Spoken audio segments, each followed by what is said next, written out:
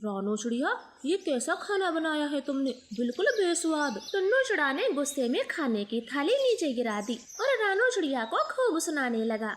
तुमसे अच्छी तो पारो है जो कितना स्वादिष्ट खाना बनाती है। तुम गवार उसका मुकाबला क्या करोगी? क्या बात है टुन्नू बेटे, इतना क्यों गुस्सा हो रहा है? बहू ने तुझसे क्या बोल दिया? माँ, जरा ये कढ़ी चावल चख के देखो, कितना घटिया स्वाद है। अरे बेटा, ये कढ़ी चावल मैंने ही बहू को सिखाए हैं, कितने स्वादिष्ट हैं। तू ऐसे क्यों बोल रहा है? वो दोनों माँ बेटा ऐसे बातें कर रहे थे। रानो चिड़िया की आंखें तो आंसुओं से भरी हुई थी। वो अपनी सासू माँ से सवाल करती है, माँ जी, पहले आप इनसे पूछिए, ये पारो कौन है जिसका अभी इन्होंने नाम लिया? पारो मेरे ऑफिस में काम करती है और वो तुम्हारी तरह गवार नहीं है। वो बहुत मॉडर्न है और खाना भी बढ़िया बनाती है। ऐसे गुस्से में बोलते हुए टुन्नू चिड़ा अपने ऑफिस चला जाता। रानो तो बेचारी रोती रह जाती। 1 महीने की गुड़िया उसे चुप कराती। मम्मा, आप रोए ना, कढ़ी चावल सच में बहुत स्वादिष्ट थे। पापा ने तो ऐसे ही बोल दिया, आप चुप हो जाएं। बहू, अब तू ज्यादा रोना धोना मत कर, मैं टुन्नू को समझाऊंगी, वो ऐसा ही है। माँ जी, टुन्नू जी की पसंद मॉडर्न लड़कियाँ थी, तो आपने मुझसे शादी क्यों कराई? बहू, लड़के पक्षी तो ऐसे ही होते हैं। मैं मॉडर्न बहू नहीं लाना चाहती, मैं तेरे जैसी संस्कारी बहू चाहती थी। अब तू अपना काम कर, बिल्कुल चिंता ना कर, मैं टुन्नू को समझा दूंगी। ऐसे रानो की सास रानो को समझा देती है, मगर टुन्नू चिड़ा तो पारो चिड़िया से प्यार करने लगा था। वो ऑफिस सिर्फ उसी के लिए जाता। हाय पारो, तुम कैसी हो और कल ऑफिस क्यों नहीं आई? हाँ टुन्नू जी, आज मेरी तबीयत ठीक है, लेकिन कल मुझे बुखार हो गया था। अरे बाप रे, तुम्हें बुखार हो गया और मुझे बताया तक नहीं।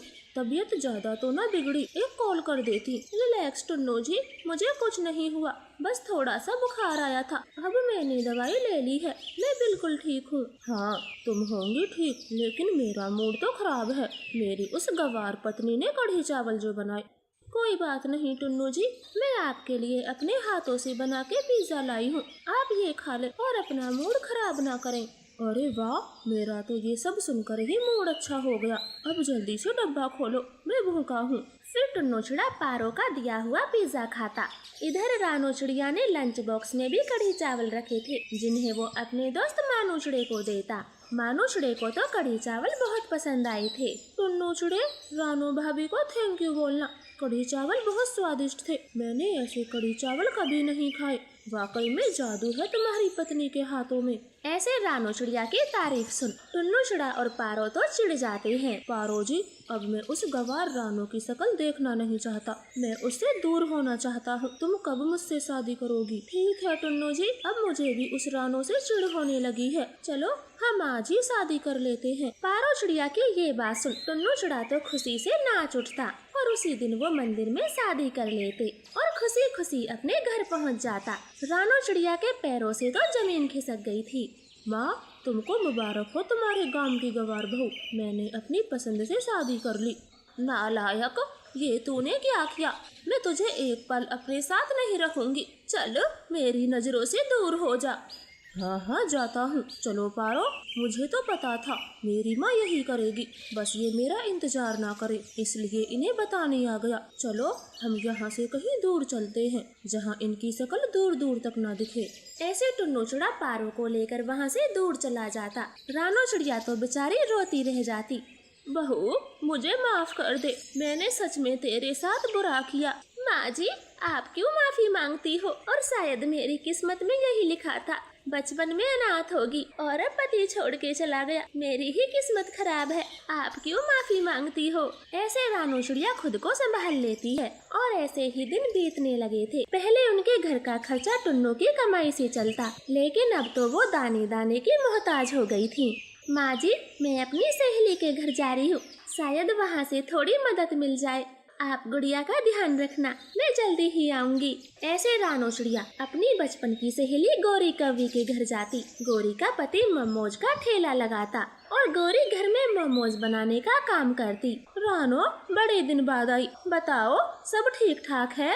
गोरी बहन, आपको क्या ही बताऊं, मेरी तो किस्मत फूट गई। ऐसे रोते हुए रानो चिड़िया गोरी को सारी बात बताती। गोरी को उसकी हालत पर बहुत दया आती। ले रानो बहन, इससे तेरा थोड़ा गुजारा तो हो जाएगा और मैं तो कहती हूँ तू अपना कोई काम शुरू कर, तुझे खुद ही कमाना होगा। लेकिन गौरी, ना तो मैं पढ़ी लिखी हूँ और ना ही मुझे सिलाई कढ़ाई आती, फिर मैं क्या काम करूँ? हाँ रानो, तू पढ़ी लिखी तो है नहीं, लेकिन खाना बहुत अच्छा बनाती है। तेरे कढ़ी चावल मुझे आज भी याद है, मैं कैसे पंख चाट जाती। तू वो कढ़ी चावल बेचना शुरू कर और यकीन मानना तेरी स्थिति जल्द ही बदल जाएगी। क्या सच में गौरी, मैं कढ़ी चावल बेच सकती हूँ? हाँ हाँ, क्यों नहीं। इस दुनिया में तो सब कुछ बिकता है, कढ़ी चावल, दाल चावल, बिरयानी, कौवा बिरयानी और बहुत कुछ। तो कढ़ी चावल बेचना शुरू कर और जो भी मदद हो तो शर्माना मत। फिर गौरी कव्वी रानो को थोड़े पैसे देकर विदा करती। रानो खुशी खुशी अपने घर आती और गौरी का सुझाव अपनी सासू माँ को बताती और कुछ ही दिनों में वो अपने कढ़ी चावल बेचना शुरू करती। रानो के कढ़ी चावल तो बहुत स्वादिष्ट थे, जंगल के सभी पक्षियों को पसंद आते, उनकी खूब कमाई होती।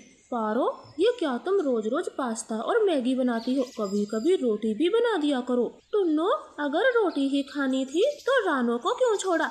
मुझसे तुम्हारे लिए रोटी नहीं बनेंगी, खाने हैं तो ये नूडल्स ही खाओ। टुन्नो चिड़े को बहुत भूख लगी थी, लेकिन पारो तो एक दिन भी रोटी नहीं बनाती। टुन्नो चिड़ा पास्ता मैगी खा खा कर थक गया था। अब से टुन्नू और पारो चिड़िया के बीच रोज झगड़े होते, लेकिन पारो चिड़िया उसकी कहाँ सुनने वाली थी। वो एक दिन टुन्नू चिड़े के गाल पे जोर से चांटा मारती। तुम्हारी हिम्मत कैसे हुई मुझसे दाल चावल कढ़ी चावल बनवाने की? खाना है तो यही खाना खाओ, वरना मरो कहीं जाके। मुझे तुम्हारे साथ रहने का कोई शौक नहीं। टुन्नू चिड़े को चांटा खाकर बहुत बुरा लगता। एक तो इतनी जोरों से भूख लगी थी और दूसरा इसने थप्पड़ मारा। अब मैं इस घर में नहीं रहूंगा। ऐसे मन में विचार कर टुन्नू चिड़ा घर से निकल जाता। रास्ते में रानो चिड़िया कढ़ी चावल बेच रही थी। अरे बहन जी, जरा एक प्लेट कढ़ी चावल और देना। आपके कढ़ी चावल तो बहुत स्वादिष्ट है, थोड़े से तो मन नहीं भरता। हाँ हाँ तोते भैया, ये लो आपकी दूसरी प्लेट और जी भर के खाओ। टुन्नू चिड़ा दूर से उस कढ़ी चावल वाली को देख रहा था और तारीफें भी सुन रहा था। बहुत दिन हो गए कढ़ी चावल खाए, पहले जाके इससे मांग कर कढ़ी चावल खाता हूँ, बाद में कुछ और सोचूंगा। ऐसे विचार कर टुन्नू चिड़ा रानो के पास आता। अरे बहन जी, जरा एक प्लेट कढ़ी चावल मुझे भी देना। रानो चिड़िया जैसे ही अपना मुंह टुन्नू की तरफ करती, टुन्नू की गर्दन तो शर्म से झुक जाती। उसके गाल पे तो पारो चिड़िया का थप्पड़ छपा हुआ था। टुन्नू जी, आपको किसने मारा? किसी से लड़ाई हुई क्या? टुन्नू शर्म से बिल्कुल टूट चुका था। वो रोते हुए रानो को सारी बात बताता और उससे माफी मांगता। टुन्नू जी, आपने मेरे साथ बहुत बुरा किया। रानो जी, मुझे माफ कर दो, मैं अंधा हो गया था जो तुम्हें पहचान नहीं पाया और उस पारो के पीछे गया। प्लीज मुझे माफ कर दो, शायद मैं तुम्हारी माफी के भी लायक नहीं हूँ। फिर रानो चिड़िया अपनी बेटी के खातिर टुन्नू को माफ कर देती और दोनों खुशी खुशी घर आते। टुन्नू अपनी माँ से भी माफी मांगता और अब से हंसी खुशी मिलजुल कर रहने लगते। आपका धन्यवाद। रानो चिड़िया का फलों का बाग था। वो अपने बाग में कड़ी मेहनत करती। गुड़िया कुकू, आज मुझे घर आने में रात हो जाएगी। खाना मैंने ज्यादा बना दिया है, तुम दोनों घर पे ही रहना। ठीक है मम्मा, हम कहीं नहीं जाएंगे, दोनों घर में ही खेलेंगे। ऐसे रानो चिड़िया अपना भोजन पानी लेकर खेत में चली जाती है और अपने बाग की साफ सफाई करती। तभी उसके पास कालू कौवा आता है। रानो, मैं पहले घर गया था, तुम घर पर नहीं मिली। आज पूरे 3 महीने हो गए, तुमने अभी तक घर का किराया नहीं दिया। मालिक कौवे, मैंने आपको बोला तो है, जब मेरे फल बिछने शुरू हो जाएंगे मैं आपका सारा किराया इकट्ठा चुका दूंगी। उससे पहले मैं कहाँ से दूं? ये बात मैं 10 बार सुन चुका, अब मुझे रुपए चाहिए। कौवे जी, अब मैं कोई दूसरा काम तो कर नहीं सकती, फल बिछने तक का इंतजार आपको करना पड़ेगा। मैं आपके सारे पैसे दे दूंगी। कालू कौवा अपने घर चला जाता है। न जाने इन पेड़ों पर फल लगने कब शुरू होंगे। सबकी उधारी बढ़ती जा रही है। इस कौवे को तो समझा दिया, मगर इसकी पत्नी गोरी बहुत बुरी है, उसका क्या करूँगी। चिड़िया ऐसे अपने दिन काट रही थी। समय चींटे की तरह बीत रहा था और 15 दिन बाद गोरी कौवी चिड़िया के घर जाती है। रानो, बहुत हुआ, हमें हमारा किराया चाहिए, वरना मैं तुम्हारा सामान ले जाऊंगी। गोरी बहन, पेड़ों पर फूल लगने लगे हैं, फल लगने में ज्यादा समय नहीं लगेगा, आप बस कुछ दिन और रुक जाएं। मैं कोई पागल नहीं जो तेरी मीठी गोली लेती रहूं। ऐसे गौरी कभी चिड़िया के घर में घुस जाती है और उसका गैस सिलेंडर लेकर बाहर आती है। गौरी रहम करो, मैं खाना कैसे बनाऊंगी? मेरे बच्चे भूखे मर जाएंगे। कृपया हमारा सिलेंडर वापस रख दो। ऐसे जुल्म ना करो। इस सिलेंडर से मेरे 1 महीने का किराया चुक जाएगा और मैं दूसरा सामान लेने भी जल्दी आऊंगी। ऐसे गौरी कभी चली जाती है। रानो तो बहुत दुखी थी। मम्मा कोई बात नहीं, आप मिट्टी का चूल्हा बना ले। मैं और कुकू जंगल से लकड़ी ले आएंगे। ऐसे रानो चिड़िया मिट्टी का चूल्हा बनाती और अपने बच्चों का पेट भरती। हे भगवान, अब बस जल्दी से मेरे फल पक जाएं और मैं जल्दी से सबकी उधारी चुका दूं। ऐसे रानो चिड़िया अपने बाग की पूरी देखभाल कर रही थी। उसे फल लगने का बेसब्री से इंतजार था और एक दिन वो इंतजार भी खत्म हो जाता है। पेड़ों के सभी फल पक चुके थे। मम्मा आज हम भी बाग पर चलेंगे। हमें बाग पर गए बहुत दिन हो गए। हाँ मम्मा, और देखना आज हमारे फल पक गए होंगे। हाँ बच्चों चलो आज सब चलते हैं। ऐसे रानो चिड़िया अपने बच्चों के साथ बाग पर जाती तो तीनों पके हुए फल देखकर खुशी के मारे नाच उठते।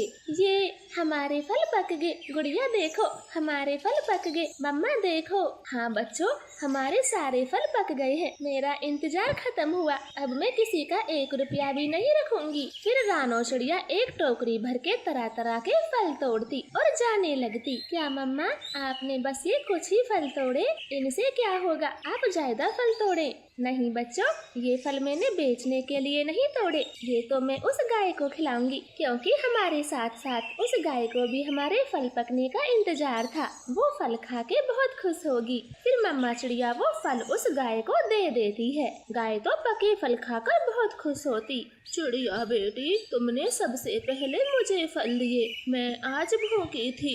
जाओ तुम्हारा भला होगा, मेरी भूख मिटाई। फिर मम्मा चिड़िया खुशी खुशी अपने ढेर सारे फल तोड़ती और उन्हें लेकर बाजार जाती। मीठे मीठे फल ले लो, ताजा ताजा फल ले लो, आम ले लो, केला ले लो, तरबूज ले लो। चिड़िया 1 किलो आम देना, लेकिन ये मीठे तो होंगे ना? भाई साहब आप ये एक आम खाकर देखें। फिर कबूतर आम खाता है। आम बहुत मीठा था। चिड़िया आम तो बहुत मीठा था, खाकर मन खुश हो गया। मुझे 2 किलो दे दो। चिड़िया का व्यवहार बहुत अच्छा था। अब से जो भी पक्षी फल खरीदने आता, चिड़िया उसे पहले 1 फल फ्री में खिलाती, जिससे उसके सारे ताजा फल कुछ ही देर में बिक जाते। बच्चों आज 2000 की बिक्री हुई है। तुम घर में ही रुको, मैं ये पैसे कौवों को देकर आती हूँ। फिर चिड़िया भागी भागी कौवों के घर जाती। रानो ये तो बस 2000 है, बाकी के पैसे कब दोगी? गौरी बहन बाकी के मैं सब चुका दूंगी। अब मेरा गैस सिलेंडर दे दो। मैं क्या पागल हूँ? वो गैस सिलेंडर मैंने बेच दिया। रानो चिड़िया चुपचाप अपने घर आ जाती और अगले दिन थोड़े ज्यादा फल तोड़कर बाजार जाती। मम्मा क्या ये पैसे भी गौरी आंटी को देकर आओगी? नहीं बच्चों, गौरी को तो कल ही दिए हैं। मैं ये पैसे दुकानदार को दे आती हूँ, उसे तसल्ली हो जाएगी। अब मम्मा चिड़िया हर दिन ऐसा ही करती। वो किसी न किसी का उधार चुकाती रहती। अब तक लगभग उसने सबके पैसे दे दिए थे। गौरी बहन ये ले 3000 रुपए। अब तो हमारा हिसाब क्लियर हुआ। अब से मैं हर महीने किराया समय पर दिया करूँगी। रानो कैसे क्लियर हुआ, जरा समझाओगी? गौरी 5 महीने का किराया 10,000 रुपए था। मैं अब तक तुम्हें 8,000 रुपए दे चुकी और 2,000 का मेरा सिलेंडर होगा। वो गैस सिलेंडर बस 500 रुपए का बचा और किराया 3,000 रुपए महीने है। तो इस हिसाब से मेरे 5,500 रुपए और निकलेंगे। तुम दोबारा से हिसाब लगा लेना। गौरी तुम बेईमानी कर रही हो। किराए की बात साफ साफ 2,000 रुपए में हुई थी। मैं इससे ज्यादा 1 रुपया नहीं दूंगी। ऐसे कैसे नहीं देगी? घर में पाम पसार के रही है। किराया तो तेरे बाप पर भी नहीं छोड़ूंगी। मैं पैसे लेके रहूंगी। रानो उदास मन से अपने घर आ जाती और सारी बात अपने बच्चों को बताती। गुड़िया बेटा वो गौरी मजबूरी का फायदा उठा रही है। मैंने उसके सारे पैसे दे दिए। अब तो वो सरासर बेईमानी कर रही है। मम्मा हम उसका घर खाली कर देंगे और कोई दूसरा घर ढूंढ लेंगे। नहीं बच्चों, यहाँ बस एक कौवों का घर है, बाकी घर हमारे बाग से बहुत दूर है। वो हमारे किसी काम के नहीं। लेकिन मम्मा, हम इनके घर में अब नहीं रहेंगे, हम बाग में चलते हैं। लेकिन बेटा, हम बिना घर के कैसे रहेंगे, कहाँ सोएंगे? मम्मा, अब हमारा सारा कर्जा तो चुक गया है, हम कुछ दिन बाग में रहेंगे और फिर अपना घर खरीद लेंगे। रानो चिड़िया को अपने बच्चों की बात ठीक लगती। वो सारा सामान लेकर बाग में चली जाती।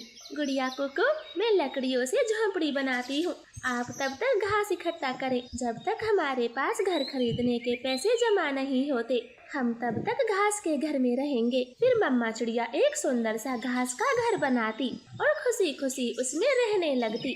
गोरी कालू अपने पैसे लेने रानो के घर गए थे।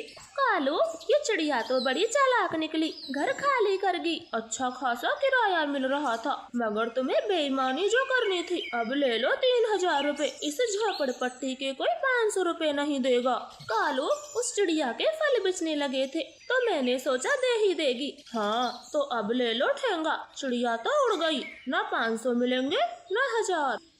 चिड़िया का भाई एक बहुत बड़े शहर में रहता। एक दिन वो अपनी गरीब बहन रानो के घर वॉशिंग मशीन लेकर आता है। गुड़िया कुकू तो बहुत खुश होते हैं।